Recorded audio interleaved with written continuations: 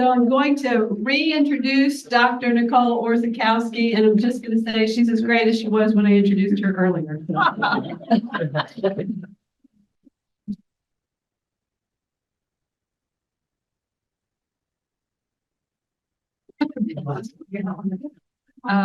have the pleasure today to talk to you about new medications in vasculitis.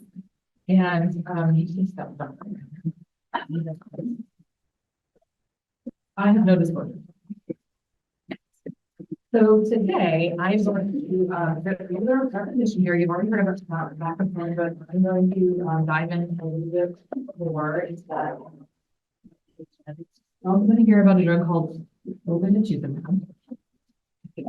Mepolizumab for a type of vasculitis we haven't mentioned yet today, EGPA. Eosinophilic granulomatosis with polyangiitis. This is in the same family as pancreatitis, but it's really therapeutic. And then very old physicians are inverted in talk today on T cell therapies, but I'll briefly mention CAR T cell therapy.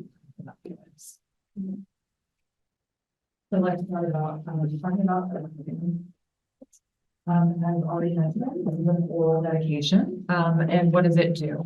It blocks the C5a receptor on neutrophils. And by doing that, there you go. Okay. So this is the neutrophil. Neutrophil is a type of white blood cell that can cause inflammation. And when neutrophils become activated, very simply, they can do damage. We think that they damage blood vessels. And we don't want to do that. So let's have that happening by blocking the IMA receptor that sits. And by blocking that receptor, then C5a cannot sit and activate that receptor. So this drug, Avocopan, was approved in October of 2021 for severe GPA and MPA. Importantly, in combination with standard medications for the treatment of these diseases. So rituximab, cyclophosphamide, and of course, glucocorticoids. So anytime you do a clinical trial, you have to have a really cool name for your clinical trial. So this was the advocate trial, so that we can all remember what the name. This is a phase 3 clinical trial. So this basically means that we're going to give the medication to patients who have the disease. We're going to try to give it to a lot of patients. Okay, so trying to find a lot of vasculitis patients, as Dr. Darable mentioned, is actually really hard to do. So they had to go to multiple sites across the world to try to do this. So the design of this trial, this is an international, multiple countries, double blind, meaning that the investigators in the trial and the patients in the trial had no idea. We didn't know if you were in the scan group or the prednisone group. Randomized, the computer randomized you, if you were in the trial, to which group you were in, comparing Avocopan to prednisone in patients with vasculitis. Here's the intervention. So this is a lot of patients. 331 patients got either Avocopan at a dose of 30 milligrams twice a day, plus a prednisone placebo, or prednisone in doses ranging 30 to 60 milligrams daily, and taper off pretty quickly by week 21, plus the Avocopan placebo. And importantly, all patients also got standard of care. So they got, as I mentioned, or cyclophosphamide. The endpoints in this trial were clinical remission at week 26 and sustained remission at weeks 26 and 52. So that is the endpoint. On the left-hand side of this slide shows clinical remission at week 26. And in the blue there, the Avocopan group, 72.3% of patients were in remission. And in the prednisone group, it was 70.1%. The conclusion there is that Avocopan, this was a statistical thing for clinical trials, okay? Avocopan was non-inferior to prednisone. It basically means that they were not the same. That's good. We want something that works as good as prednisone, that maybe is safer than prednisone or has fewer side effects than prednisone. So that's a good thing. And then on the right-hand side, sustained remission at week 52, it looks like Avocopan is superior to prednisone. So in the right-hand side, 65.7% of patients in the Avocopan group had sustained remission in a year compared to patients in the prednisone group. So other important findings from the study, Avocopan, as Dr. Darable mentioned, was found to reduce glucocorticoid use and toxicity by eliminating the need for extended daily therapy. And there's about a third of the dosing. So it averaged out to about 4 milligrams per day of prednisone for patients in the Avocopan group and 12 milligrams per day in patients in the prednisone group. So pretty significant difference. And also interesting, they found that Avocopan seemed to help with recovery of kidney function.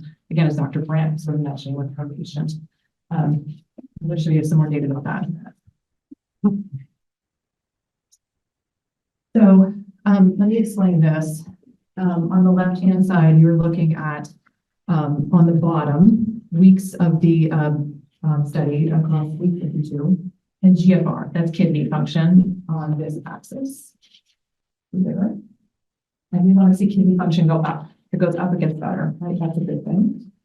They did a subgroup analysis of patients with a GFR of less than 20. So to give you an example, like a normal GFR is greater than 60, right? That is a normal kidney function. So these are patients with really reduced kidney function. If you had a GFR of less than 15, you were not allowed to enroll in the study. You couldn't do the sickness of the sick in this trial. And so these are patients with a GFR less than 20.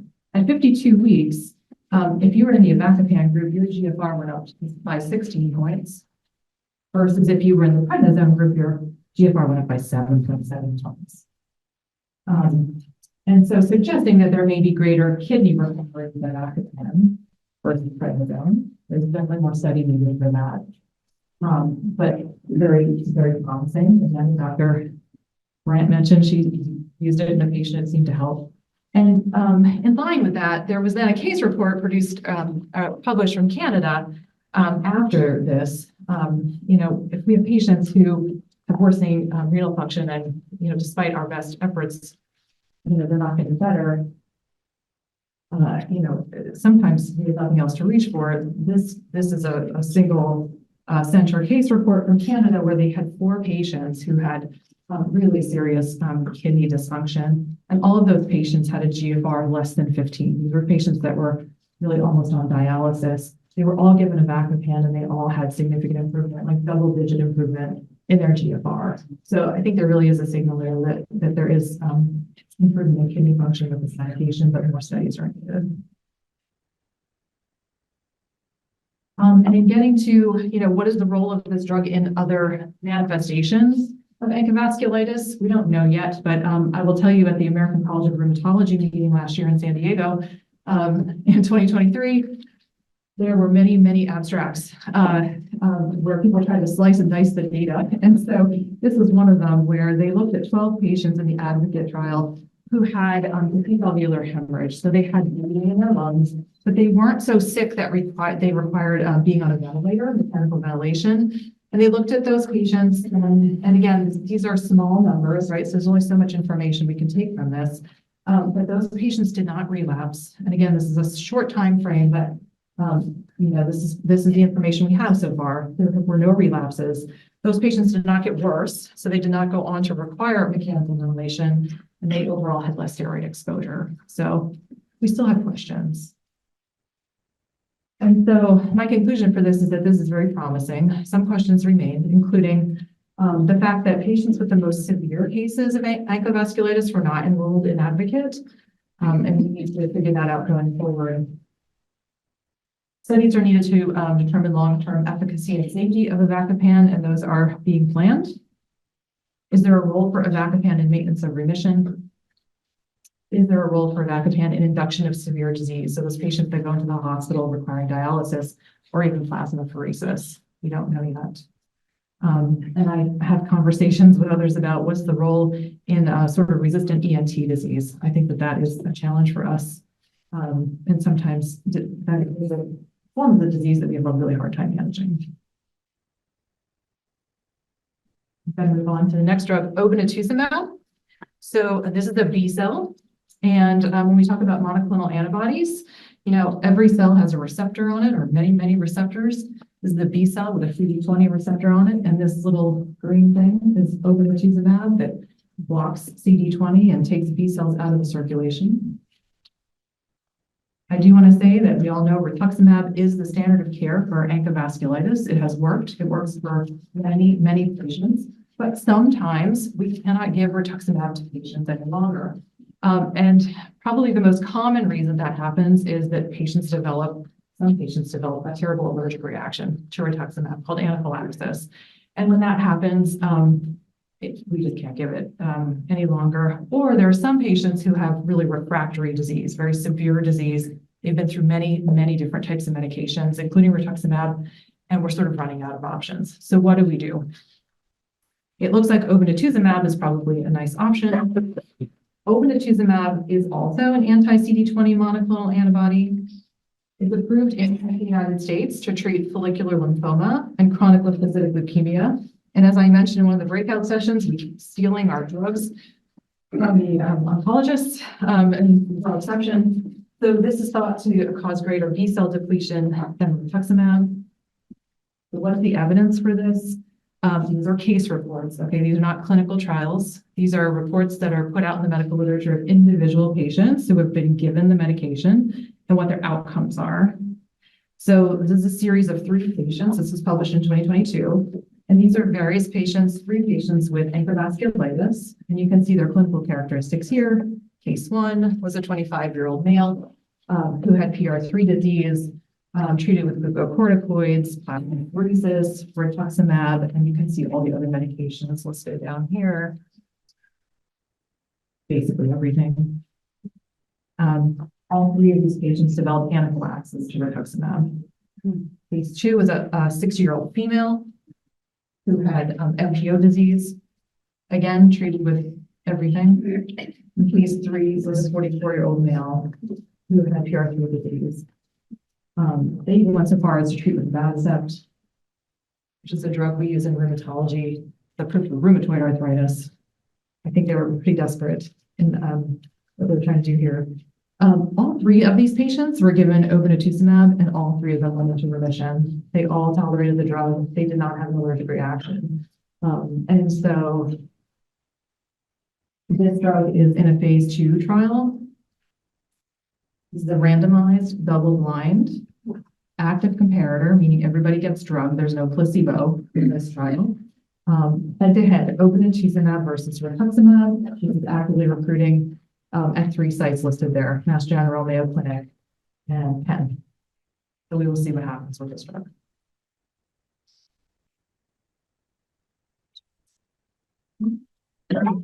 Here and talk about EGPA.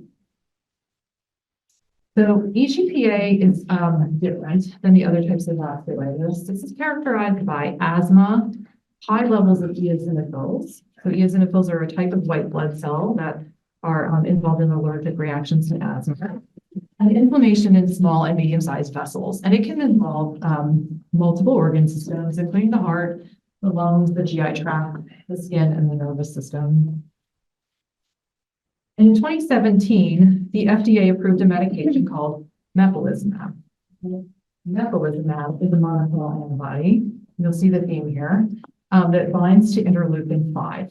Interleukin 5 is a cytokine that is responsible for the proliferation of eosinophils. And so by blocking that, we can reduce the production and survival of eosinophils and change the course of the disease. Given by subcutaneous injection every 4 weeks, so this is different, certainly than rituximab. It was approved as add-on therapy for patients with relapsing and refractory disease. And so to be clear, patients with EGPA with vasculitic features are treated very similarly to patients with GPA and MPA with rituximab and cyclophosphamide first. If they have mild nerve symptoms that include more upper airway disease, they could just use mepolizumab for non-severe. So this drug has been around. It's been used. Hot off the presses, published in February of 2024. There's another drug called benralizumab. Benralizumab versus mepolizumab, and this is a MANDARA study looking at how this drug works against mepolizumab for the treatment of EGPA. So I just told you that mepolizumab blocks interleukin 5. Benralizumab is a monoclonal antibody against the receptor, okay, on eosinophils. The design of this is a multi-center. So remember, we have to recruit lots of patients for these trials. Again, double-blind, phase 3, randomized, active controlled, everybody gets drug. There's no placebo here. And we're looking to see if benralizumab works as well as mepolizumab in patients with EGPA. They recruited 140 patients for this trial, and I don't have to tell you, this is an extremely rare form of vasculitis, so recruiting 140 patients is impressive. They received standard of care, and then they were randomly assigned to benralizumab 30 milligrams every 4 weeks, or mepolizumab 300 milligrams every 4 weeks, up to a year. The endpoint was remission at 36 and 48 weeks. And then the secondary endpoints were, they looked to see when people relapsed, how much steroid they used, eosinophil counts, and safety. And so let me walk you through this slide. The MANDARA study endpoints on the left-hand side, remission at 36 and 48 weeks. These are exactly the same statistically. So it was 59% in the benralizumab group and 56% in the mepolizumab group. And so again, the statistical sort of thing that we do in clinical trials, benralizumab was non-inferior to mepolizumab for the induction of remission in patients with relapsing or refractory EGPA. And in the box up here, we are looking at the first relapse. So first thing I want to show you is that 30% of people in each group relapsed. A lot of patients that have relapsing disease in this study. But the curves completely overlap. So in the mepolizumab group in blue, and the benralizumab group in red. So relapse rates were the same. Complete withdrawal of glucocorticoids was higher in the benralizumab group, and it's theorized that that happened because the eosinophil counts were lower in the benralizumab group, and they thought maybe because we're blocking the receptor instead of the cytokine, but nothing knows why that was. And importantly, adverse events, which we are. So, you know, it's just nice to have another option, particularly for patients with a rare disease. So I think that, you know, these authors proved, or these researchers proved that the drug works just as well. It has a good safety signal. We'll see if it gets up to the case on the which just published. But again, for patients who have a rare disease, it was nice to know that these studies are ongoing and that we have options. Okay. And then lastly, because you've already heard a great study, a talk by Dr. Free, CAR T-cell therapy, chimeric antigen receptor-based therapies we know have been recognized as a potential treatment for cancer. I think the first CAR T-cells were made in the 80s. They're now being studied for autoimmune disorders. And as you already heard, more for lupus, scleroderma, and myositis. People are certainly interested in thinking about this therapy for other autoimmune disorders, particularly vasculitis. But I hope that you, the overall urging message that you've heard from us today is that we have really good therapies in existence already for vasculitis, and that there are definite pros and cons of CAR T-cell therapy. CAR T-cells, as you heard before, are T-cells that have been genetically modified to express a synthetic receptor, and then those cells can be used to destroy or suppress self-reactive cells, including B cells, which we've heard a lot about today. When you look, if you're ever interested in sort of finding what clinical trials are out there in the United States, you can go to clinicaltrials.gov. And when you search for vasculitis and CAR T-cell therapy, there is one that is listed called the GLEAM trial that is looking sort of at a smattering of diseases, looking at lupus, GPA, and MPA with refractory disease. This is not yet started. It's listed to start in April 2024. But again, this is very, very far from the unrelated therapies. So in summary today, I think that we have better therapies than ever to treat vasculitis. I think that we are moving away from using corticosteroids, but we still use them quite a bit, and we need to do better, I think, going forward. Researchers are trying to understand the pathways that cause disease so that new therapies can be developed. I've shared with you examples of medications that are showing promise for the treatment specifically of ANCA vasculitis and the different types of ANCA vasculitis that we treat.